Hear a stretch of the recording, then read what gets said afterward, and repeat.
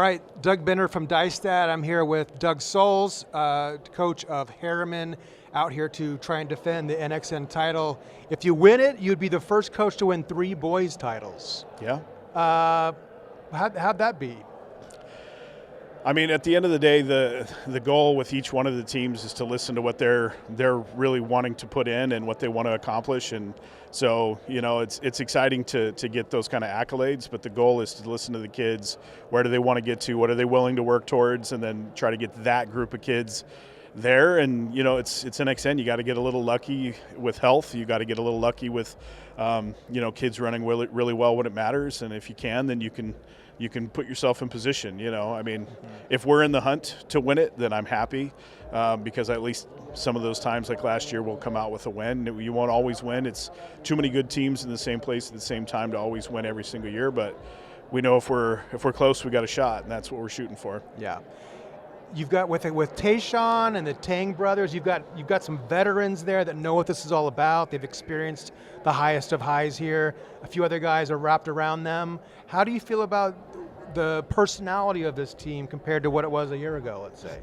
Yeah, I mean, every group's different. Last year, you know, we had Max and Jack and those guys, the seniors, and Will Stedman and Hiram, and those were a really good group of senior boys in that crew. And you know, we were able to find a way to win it. And the year prior, we were able to get third with another amazing group of seniors. And so every year we're starting over with new seniors, and these guys kind of learn from both of those groups. So they have that advantage of, you know, seeing all these amazing things that the kids in front of them have done. And 3 of these guys were here last year and delivered really big performances to help us win. So it's really, you know, on a boys' side, you don't always come back with a bunch of kids. Like on the girls' side, you may return 5 or 6 girls for the next year at NXN, but on the boys, it's really hard to do that. So to have three scoring returners from last year really helps what we're trying to do. And I think one of the things that helps us mathematically is I think we've got the best 3-4 in the country with Jonah and Micah.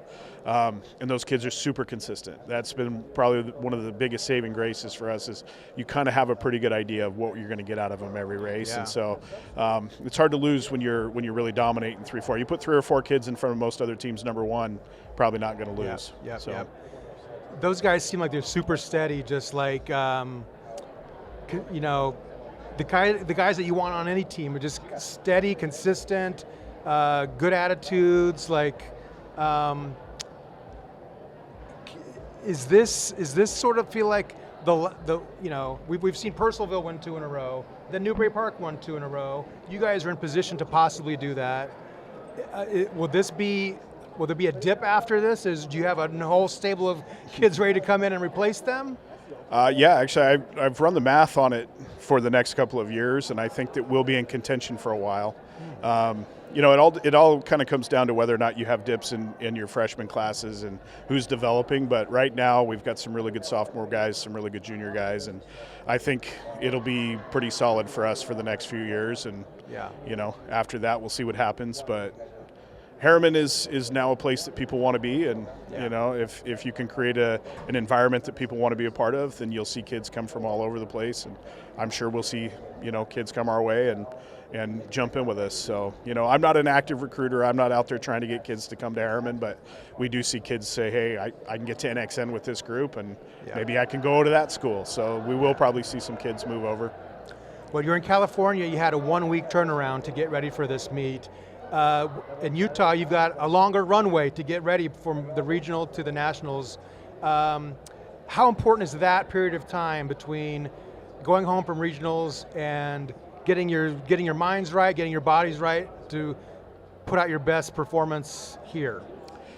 Yeah, I mean, we all have different pathways here. You know, some of these teams had a month between their NXR and nationals, and some have a week. And I think whatever you have, you've got to kind of build your roadmap around that, right? So, you know, going into NXR, we knew we didn't want to go all the way from state to NXR without doing something, so we threw a little time trial in there and just made it fun for the kids. And so you've got to figure out, okay, how do I get my kids there fresh, healthy, fast, ready to compete, mentally ready to compete.